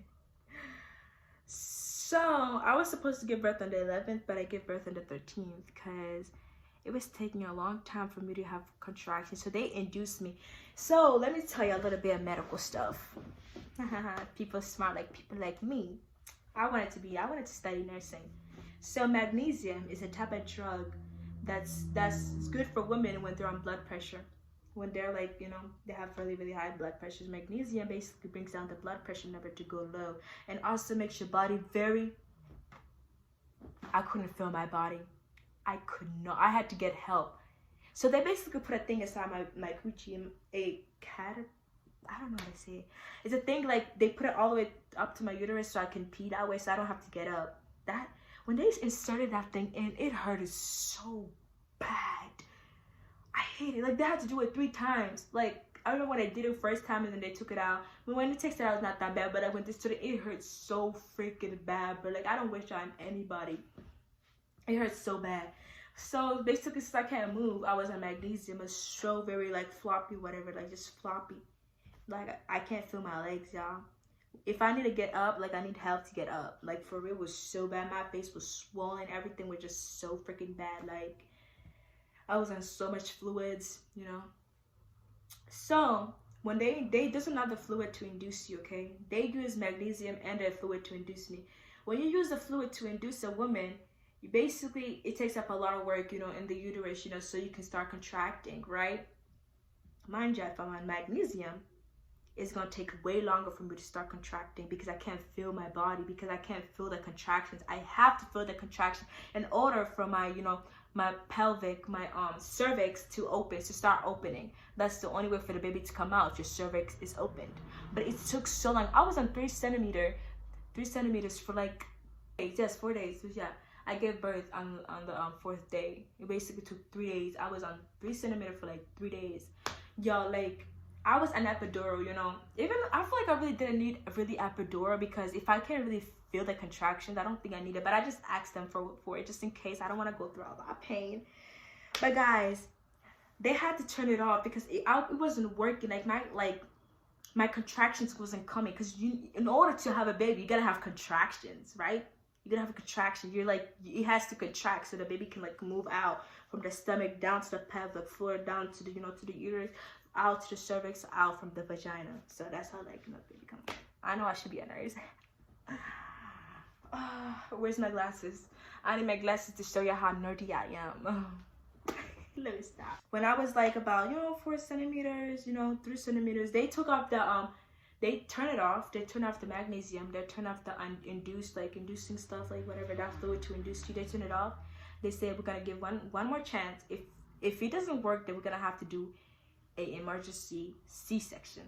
I cried to my mom. I said, I don't want a C-section. I want to give birth naturally. I don't want a C-section. Like I cried to her and I started praying. I prayed to God. I'm like, God, please help me. I can't do this. Like I don't want. Like I was crying. I was like, oh my God, my mom was the only person that seen the tears that I cried. Like anything the doctor would tell me, and if it's not good news, I would start crying, guys. Like it took so long for the baby to come. I was in labor for 4 days. Like literally took the baby so long for her to come. Like seriously. Like, you know, finally they turned it off, and in an hour they turned it back on, y'all. It wasn't working. But then they had to like, you know, pop my you know when your water breaks, they had to like pop the water, you know, for the water to break, you know. They had to pop it. So they popped it, whatever. And then, you know, it was around 1 a.m. Yeah, 1 a.m. That's when I started feeling contraction, guys. At first it was like, it's not bad, you know. Just like a little bit, you know, stomach aches, you know, little back cramps. 2 a.m. hit. Not so bad, not really bad. It's a little bit bad. 3 a.m. hit, and it went around 3:50 a.m. That's when, the pain. It was so much pain. I was like, I can't, like, oh my God, I feel like I had to poop. I feel like I had to poop, guys. Like, I'm like, and my mom is like, what's going on? What's going on? I was like, it's my butt. It's not even my stomach, no, it's my butt. Like, I gotta, like, take a shit. Like, it was because the baby was, like, you know, on the pelvic floor. She was going down, you know. I'm like, I really gotta shit. Like, I gotta shit. Like, I told her, and then my mom was like, here, drink tea. And I was like, no, I don't want tea. I don't want tea. then I was like, I want water. And then the nurses gave me the nurse water. And I was like, ew, I don't want those nurse water. I don't want that water. I want Aquafina, the one that my mom brought. I drank the Aquafina. I felt so much better. But like, oh, y'all, I told the nurses to turn off the damn lights. I did not want no lights on, bro.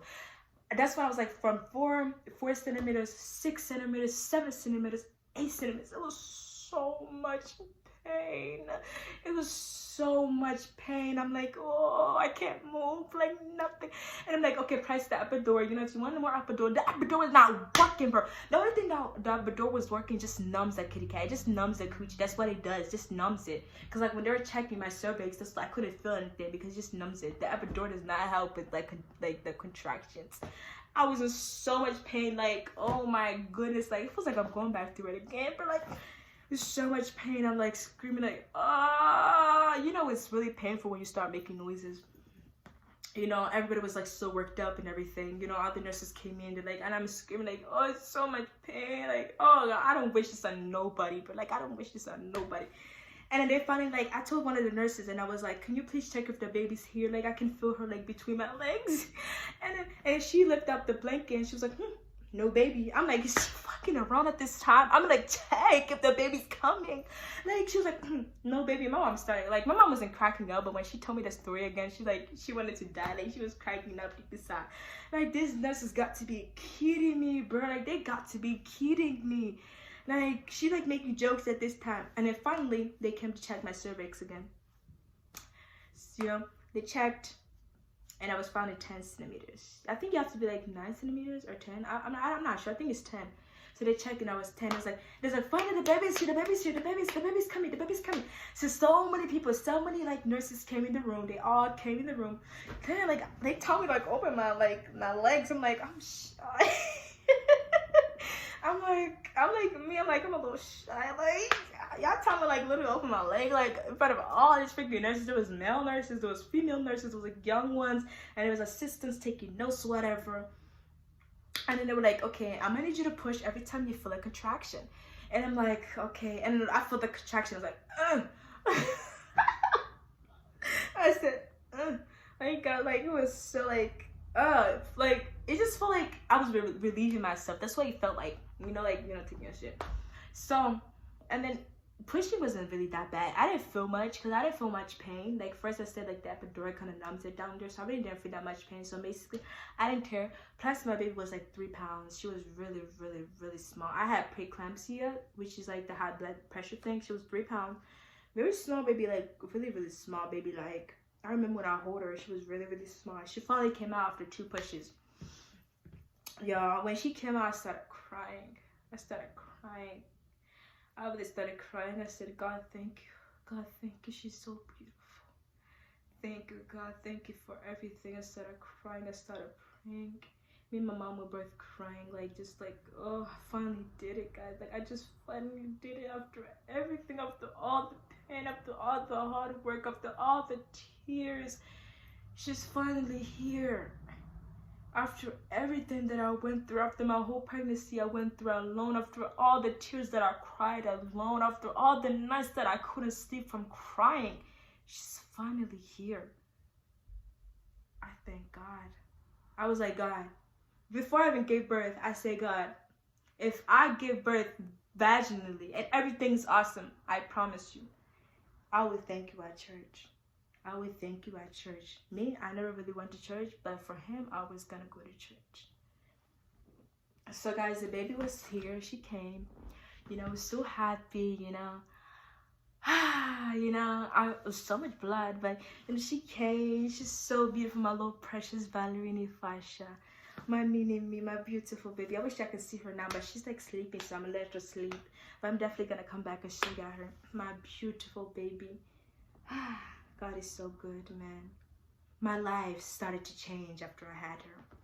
My life started to change after I had her, and I'm gonna tell y'all. So basically that day I gave birth at 4:27 a.m. I gave birth around 4:27 a.m. And then, I gave birth. I posted my main story, whatever. I was like, the baby's here, my beautiful Precious. My baby's here, Precious is here, whatever. I showed a picture. And it's so many people congratulating me. I was so happy the baby was here and like the pain was over.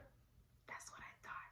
The pain was over and everything was just amazing. You know, it was very amazing. When I came back in my, you know, my normal room in the hospital, you know, I went to my mom and I cried. I gave her a hug. I'm like, thank you so much for being there for me. You know, like, you know, I just like, you know, I just think my mom is just, I love my mom from back, like everything. You know, one thing about a mother is she's gonna love you no matter what. The father, not much, but the mother, because she knows, because she gave birth to you, she brought you to this world. The pain that she went through, she can't just leave you be hanging. She can't just let you be hanging. And if there are mothers like that, you know what? You are a bitch. If you're a mother like that, just leaving your kid out like that for just like what the heck? Because giving birth is not easy. It's freaking hard. And for you to just to your child makes no sense to me. You know, I gave birth. It was nice. So a lot my family members started to come. My mom's sister started to come. You know, my aunts, my uncles, whatever. They started to come to see me, you know. It was nice. And guys, remember the aunt that I told you, like, she called me a whore and a slut? So basically, she came to see me. Whatever. But, you know, I'm not a mean person, so I said hi, whatever. And she was like, do you finally know the pain of being a mother? And I was like, yeah. She's like, yeah, you better never ever do something like that again. You know, she's just trying to be smart with me. Like, bro, no, but I just didn't. I really didn't have the time. Like, I just gave birth. I need some rest. So that was my whole pregnancy story right there. But we're not done yet. We're gonna talk about postpartum, which this is where things start to hit. Postpartum depression is a bitch. But like postpartum depression, only God knows. I thought the pain was over. I thought the tears were over, but more tears came. Let's go ahead. So basically, my baby was born early, so she had to stay in the hospital. Meaning, when my baby was born, I only held her once. I couldn't hold her the next day because I was still on, like, you know, on medication. I couldn't leave the room. So I had to wait 24 hours to go see my baby. I saw my baby. She's so beautiful. She was really white. Like, very light. Like a light baby. Like, very light, guys. Like, I'm like, is this really my baby? My mom was, like, surprised. She was like, is this really her? Like, yeah, that's her. Like, my mom was like, she's really white. Like, my baby was white as heck. Like, damn. So, yeah, you know, they come to see, you know, I go downstairs the next day to go see my baby. Yeah, before I went to go see my baby, whatever, you know, the mother calls me, whatever, and she's like, did you give birth? Like, yes, I gave birth. And she's like, oh my gosh, send me pictures. So I finally sent her pictures, whatever. So, you know, we're having a long talk, whatever. So, she finally gave the phone to my baby dad, you know. She finally gave the phone to him. And it was just weird, like, she just gave the phone to him out of nowhere, and I just heard his voice. Like, what? And I was like, hey, and I was like, hi. And he's like, how you doing? I was like, in my head, I was like, how the fuck do you think I'm doing? I just literally just gave birth, and literally throughout my whole pregnancy, you have never ever checked up on me on, like, once, and you asked me how am I doing. But I didn't say that, though. I was like, I'm doing good. And it was just really awkward. I didn't say nothing else. I think he said something to me, but I didn't really say nothing else. I didn't say nothing back because I was too busy eating. Because, like, I went 4 days without eating, guys. Literally, because I was in labor. I couldn't eat. All I did was drink water, drink tea, whatever. That's all I did. So, I'm like, I'm just not worried about him, whatever. And then mom was on the phone again, and she's like, you know, he will get there once he sees her. So, you know, I went down to check my baby or whatever. No. Before I went down to check on my baby, right? You know when you give birth, they give you a paper. They give you a paper, a birth certificate to put both of the parents' name. Now let me tell you guys, I was still figuring out what name I should name Precious, right? So I'm like figuring what name should I name Precious or whatever. Of course, I named her Precious, you know, because I really love that name. And I named her Valerie. Valerie means really strong because she was very strong throughout everything. I was like literally so sick with, you know, high blood pressure, and she was just really strong in the womb. She was amazing, so I just named her Valerie for her middle name. Precious because she's very beautiful. Valerie for her middle name. So her last name, I asked the father, I was like, do you want me to give her your last name? And this nigga was like, no. So it's basically his name is not on the birth certificate. So basically on paper, Precious has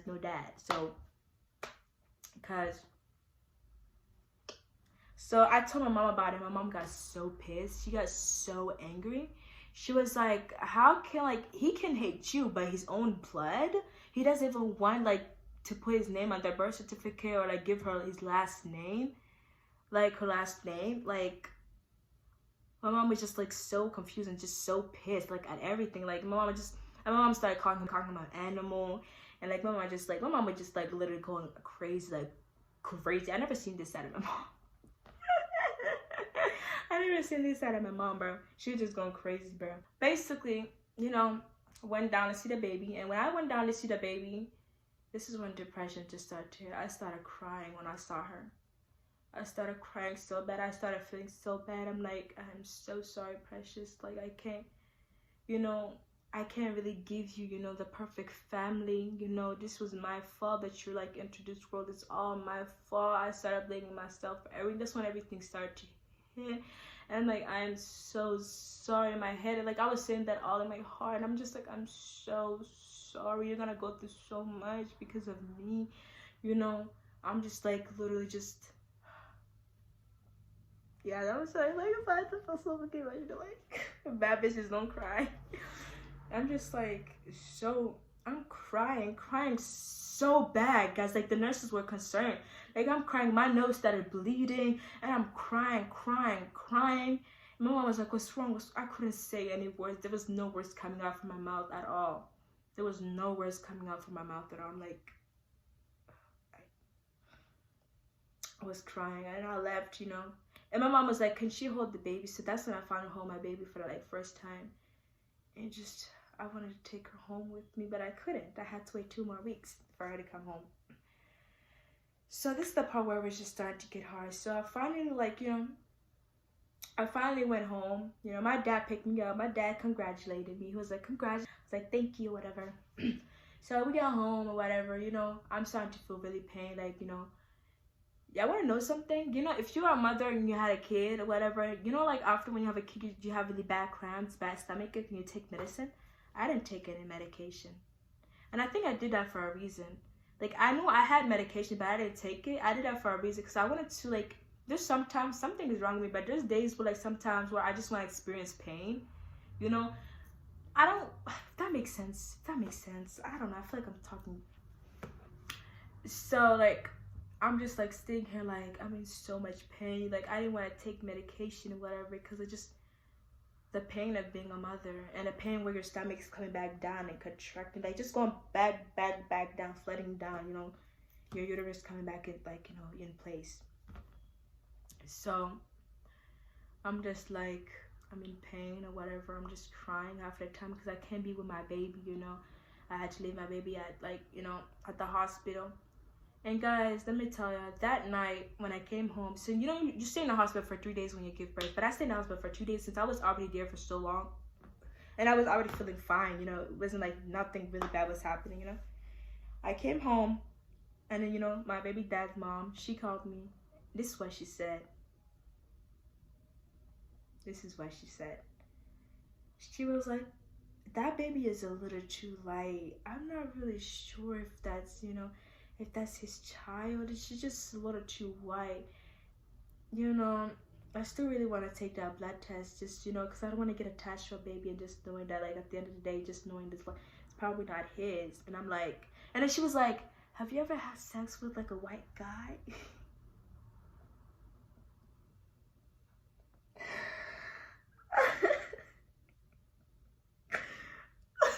She has no filter, bro. She has no filter. Like, I just gave birth 2 days ago, and you're really talking all this fucking crap.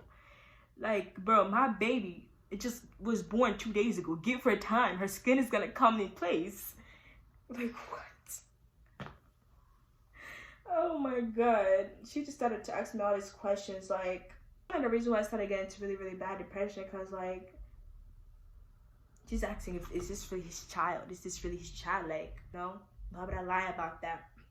So that night, you know, I basically was crying in my bed, just like, you know, as usual, crying or whatever. You know, I'm just praying for my baby. Hopefully she's fine, whatever. You know, I would check up on her before I go to sleep, and when I wake up, I'll go, like, see her. And mind y'all, I didn't have no ride to get there to the hospital. you know, because like West Penn is like an hour away, not an hour, but like 30 to 40 minutes drive from here. And I was like, I never really had money, you know, except for that woman, you know, his mom to take me. She never, you know, I would always tell her I don't have a ride to get there, but she would never offer to give me a ride because she said because she doesn't like that place. She doesn't like the north side. Yeah, I think it's the north. Yeah, it's the north. She said she doesn't like the north. That's why she didn't want to she want to come here. She never checked up on me, you know, when I was in the hospital, whatever. And I'm just thinking to myself, this woman is weird, like low-key weird, like damn. So then, you know, I was in really bad depression because I didn't get to see my child as much as I wanted to. You know, I barely got to see her. I see her like maybe twice a week, whatever. And we were just like so bad. Like I really wanted to go see her. I didn't have a ride to get there. You know, I'll get like, you know, some people would give me a little bit of money to go like to get there, which 100% I appreciate, you know. It's so freaking hard. So I got there, you know, I see my baby. I bond with her, but I have to get home at a certain time because, you know, I gotta go watch my other siblings at home. Yeah, so finally when Precious was finally home, you know, she was finally home, okay? The first day she came home, I told the, you know, his mom, my baby dad's mom, I told her, I was like, she's finally home, and she came down here, and she came to see her, and then she brought his son, basically Precious' dad. And I was surprised, like, why the hell is he here? Like, I didn't understand, like, why is he here? Like, he wasn't there for me throughout my whole pregnancy. Why is he all of a sudden showing up at my doorsteps? I'm just thinking, like, the hell? Like, these people would just invade, like, anything. They just, I don't know. I don't know. Maybe she thought that was cute to bring him, or was just, like, you know, amazing to bring him. Or like she thought probably I appreciate it, but that shit just hurt. It hurted me so bad. Like, it hurted me really, really bad. Like, why are you bringing him here? Like, what does he got to do? Like, you know, that just brought so many memories. All the pain that I cried during my whole pregnancy just brought that back. Like, why is he here? So, you know, I'm not gonna be mean or whatever. I didn't want him to touch my baby, bro. I did not want him to touch my baby at all, because he doesn't deserve to touch her. So I just gave it to his mom. But of course his mom gave it to him. Ugh. So after that, no, that's when I started getting really bad depression, because like I'm having mixed feelings. Does he want to be there for Precious, or does he not want to be there? You know, you're not gonna make me just sit here and just be like, oh, he's gonna come there some days, or some days he's not gonna come here, or some days he's gonna be there for her, and some days he's not gonna be there for her. Like, what the fuck does it look like? Does it look like we're some toys to you? Does it look like we're some toys that you can play with anytime you want?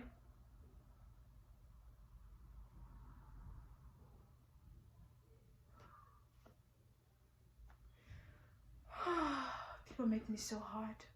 They make me heated. I shouldn't be heated. I should just take it easy. I don't want my blood pressure to rise. I don't want to have a seizure. You know, I'm just like so confused, you know. So like basically that whole week, you know, I was just so depressed. Like, I'm just upset. Like, I'm just thinking to myself, like, what the hell? Like, what the actual hell? Like, for real. Like, I'm having mixed feelings, and I don't want my dad to grow up having mixed feelings as well. Like, be like, oh, my dad, some days he loves me, some days he doesn't. Some days he want to be around me, some days he doesn't. You know, it's not like a maybe or maybe not. You know, you can't just like pick and choose. You can't pick and choose, because we're not just some toys like that. You know what I'm saying? Yeah, that whole week I was like really, really like just so confused. So, and I started getting really, really depressed, and I stopped picking up them calls, and I just stopped talking to anybody. Like, I'm just like, I just brushed out everybody, because I was having really bad depression. To me, I'm doing everything by myself, taking care of my baby by myself, doing everything. Like, I don't really know much about babies, and I'm over here struggling. My mom helps me here and there, but she can't help me 24/7 because she has work, and she has her own kids to take care of as well. So it's just so hard. Like, I'll have to wake up late at night, check on Precious. I have to wake up and do all of this, you know. It's just like, damn, like, it's too much. You know how they were talking about, oh, she doesn't believe that, you know, that's his kid or whatever. So finally 2 weeks later or 3 weeks when she came back home, like after she came back home, her skin started coming together, right? You know, as I said, her skin started coming together. I mean, like, he's black and I'm black, you know, so her skin started coming together. And I sent her a picture, and they were like, she does look like him. She does look like him. Precious does look like him. Then I guess that's when they started thinking that he really is his child, because I guess she started showing features that, like, you know, she looks like him, you know. So then she started telling her family about, you know, about me being pregnant, you know, her having a grandchild or whatever. And then her sister, my baby's dad, mom, sister, you know, she wanted to come see her. She finally came see her. Okay, y'all, as I say, I was depressed. Her sister, she barely knows me. That was the first time me and her ever seen, like, each other. She was the only one who noticed that I was depressed. She was the only one that noticed that I was not feeling good. She was the only one that noticed something was up with me. Like, she was the only one.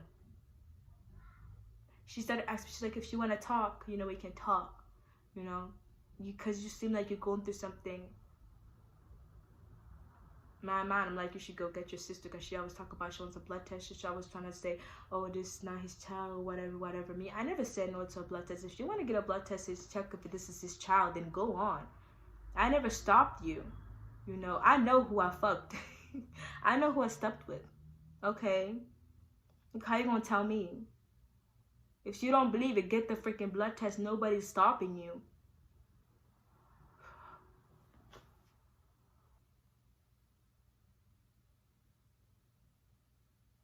Afterwards, I started getting a really, really bad depression, you know. I stopped talking to all of them. You know, they stopped coming to my house. You know, I just stopped it because then they can't come to my house without, you know, checking in with me first. It was like for a really, really, really long month. I sent her just one big paragraph, you know. It's a really, really, really long paragraph. You know, I told her everything how I felt, you know. Me, I'm not a mean person. I'm not a disrespectful person. I said that in the most respectful way as possible, because I was going through some things. I would have said mean things, but I'm not a mean person, so, you know, I just couldn't. So I told her about it and everything, you know. I told her what's going on and how I'm feeling. This is what she said to me.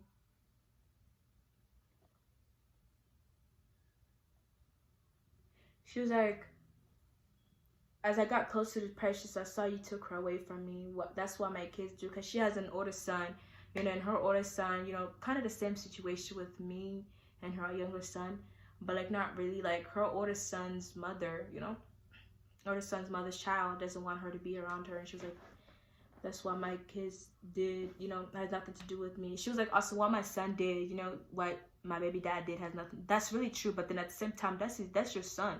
You should teach your son. And she was like, I love my granddaughter. You heard me. Now I don't get to see her. I would never let nothing happen to her. It's heavy on my heart and my soul. How is she doing? How are you doing? I was just calling because I was thinking about you too. And she was like, she doesn't like my father, because like her and my dad are not close. My dad, every time my dad sees her, my dad always think he got like, my dad always want to say some stuff like he gonna do something, bro. I feel like my dad should just shut up before they try to shoot him, bro. Somebody's really gonna shoot him, bro. But my dad think it's all like that, bro. You better watch your mouth. These people don't play. This is not our country. This is not where we were born. These people don't play. If you mess with them, they're gonna shoot your ass, bro. Calm down. She was like, give me a chance, give me a call. So me, I'm not a mean person. So afterwards, of course, I did, like, you know, call her, because my aunt started calling me or whatever. She was like, what's going on? Why aren't you talking to her? So I finally called her, and she finally got to see her, you know, and everything, you know. So after that, things started to change, you know. I started bringing her over there, because she used to come down here. So I started bringing her over there. And every time I went there, I'm like, he's always around her for like, every time I go there, he's always home, you know. And he does, like, you know, try to bond with her at least, you know. I mean, at least he's trying, because there's some guys that just don't even want to be around their kid. I mean, at least I can see that he's trying, but I feel like it's not enough for me. Like, you gotta be there, like, be there. Like, when I say be there, I'm like, check up on her, call her, FaceTime me to see how she's doing, you know, just like, you know, be there like as a father that misses a child, you know. But, you know, you never really know. It probably just be put on for the show, whatever. Me, I don't trust words. I trust action. So, and let's go on to his girlfriend. So when I gave birth, his little girlfriend was like, since you gave birth to that, she tried to call my baby ugly, bro. Like, I'm sorry that your baby's dead, and you're mad that your baby's dead, and you don't have a kid as well. Like, I'm so sorry. Like, what do you want from me? Like, she's like, now that you gave birth to your, baby, I still want to fight you. So you know what I did? I blocked that girl. I blocked her and everything. I was like, girl, I don't got time for your miserable ass. Block. She didn't even get a chance to say something, anything else. I just blocked her and I was like, yeah, bye. I don't got time for you, bro. Like, literally, she's so childish. Like, if you want to pick up a fight, fight your boyfriend. Fight your boyfriend, not me, sweetheart. Get a life. So, basically, that was basically my whole pregnancy, you know. My whole everything, my pregnancy. I just told all this whole story. I didn't leave nothing out. The struggles through pregnancy and birth and childbirth. Let me tell you something. It wasn't after till I had Precious until I started realizing shit. Life is hard. Life is hard. Be smart. Be smart the people you hang around with. Be smart the people who you let in your life. Because some people come in your life, they don't want nothing from you, but they just want to destroy you. They want to destroy you. They want to act like they're your friends. They want to act like they're, hi, you're beautiful, my baby, my shawty, hi. No, they want to destroy. They see that you're doing good. They see that you have a bright future. They want to destroy you. I don't hang around with no. You will never see me hang around with people unless I'm only around because they want to see my child. I would never hang around with someone just to hang around with them. Me, I don't trust anybody. At this point, I don't trust nobody because my trust issue is so low to the point that I just don't trust anybody on anything, bro. It can be a nigga that's trying to come in my life. Yeah, we can say hi, hey. Yeah, we can hang out, whatever, but I'm not going to trust you. My trust has gone so bad because of the things that I went through. Me, knowing the fact that I went through my whole pregnancy alone, that I did everything, that I still prefer for my child alone. You're going to think that I need somebody? You're going to think that I need a man? You're going to think that I need anybody in my life to help me with anything? I went through my whole pregnancy. Okay. I went to work. I worked every day. I had a couple of days off. You know how I say my first job, I had 1 day off. My second job, I have like 2 days off. As I was saying. I cried alone. I had no shoulders to cry on. I stayed home most of the time. I wanted to go to church. I couldn't go to church because my parents wouldn't let me. I felt like I had nobody. Half of y'all people don't know me. But y'all know what y'all hear from other people. Y'all listen to what y'all hear from other people. You never want to get to me, come to me, and try to get to know me. But y'all want to listen to what other people got to say about me without even trying to come to me. And that's why the reason why I don't hang around with people. Because I know when I was pregnant, my name was the #1 in people's mouth. In people's mouth. They don't know me at all. They don't know the struggles that I went through. But they want to go around saying stuff that literally has nothing to do with them. But it's cool though. It's cool because God showed me. God definitely did show me.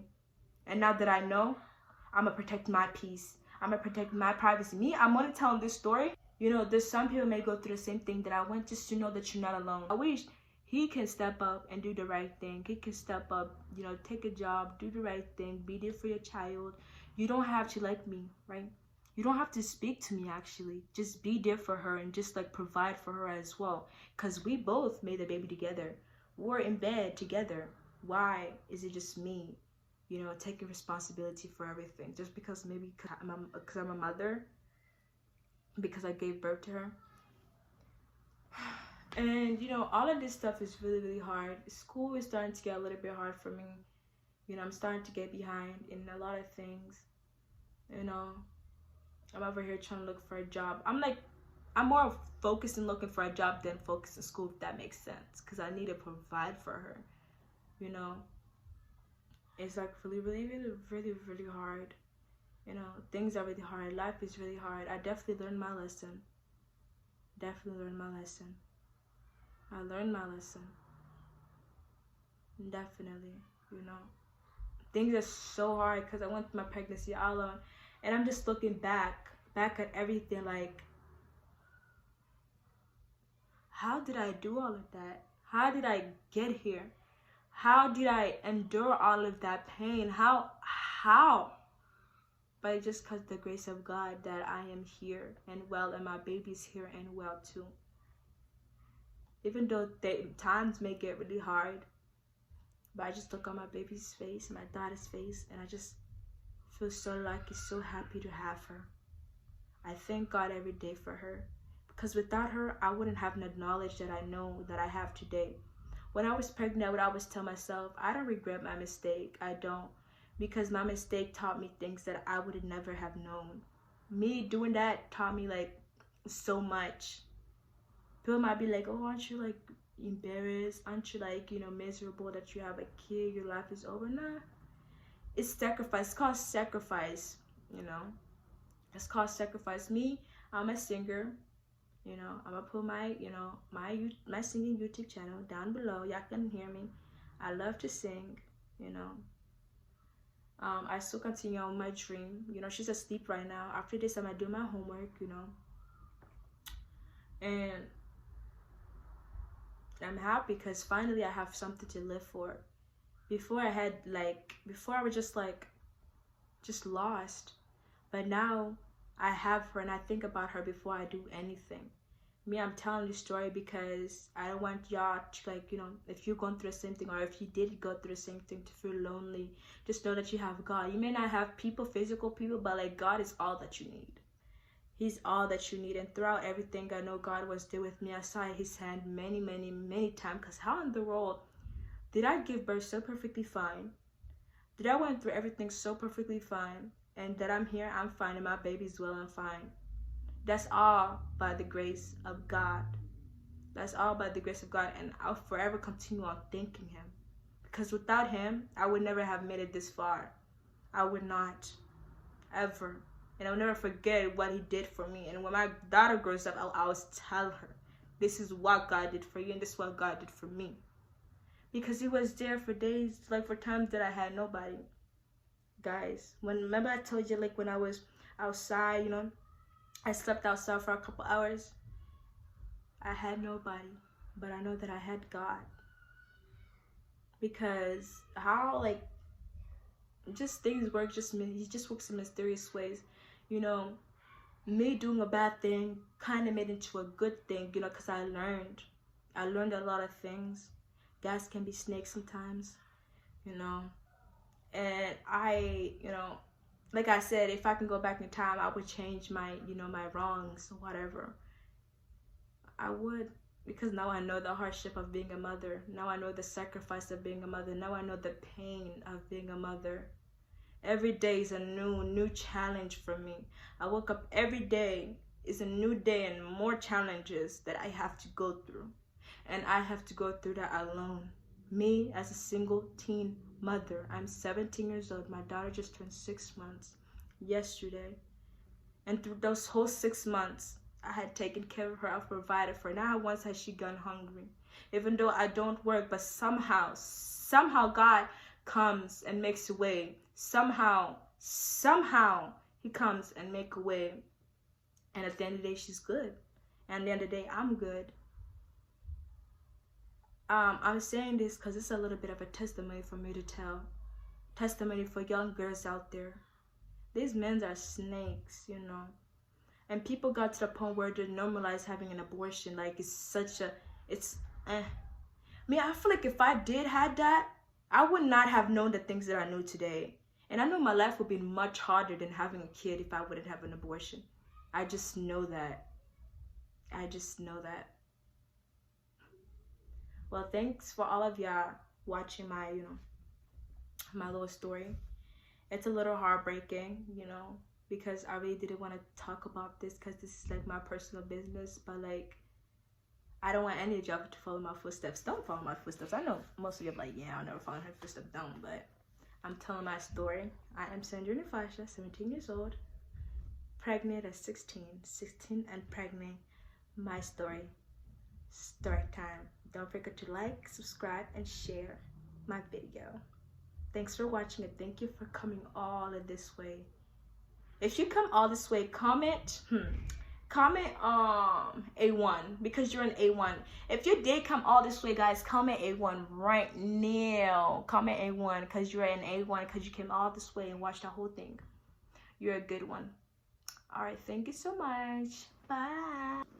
Alright, so I told you I was gonna show y'all my daughter. Y'all don't mind my voice. But this is my daughter. We are both sick because I was babysitting a kid. She was sick and she got her sick and then she got me sick. So we're just sick. Happy family. So this is my daughter. This is Precious Valerie Fasha. Sorry.